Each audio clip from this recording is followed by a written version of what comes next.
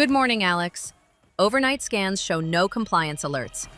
All 136 controls are running effectively across both SOC 2 and ISO 27001.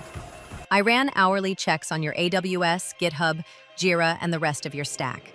As of 7 a.m. today, everything's holding steady. I've just identified a critical alert. Multi-factor authentication was disabled on your AWS account. I'll refer to your company's incident management policy to craft a step-by-step fix so this can be resolved. This control is owned by Luis, your DevOps lead. I'll draft an email with clear remediation steps that you can send his way. Draft email prepared. I'm ready to send Luis the remediation steps. Would you like me to send that now?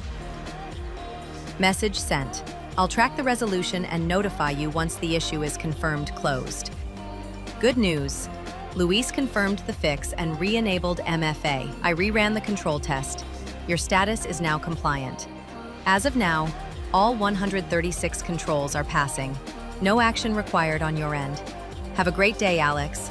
I'll keep monitoring and let you know if anything changes.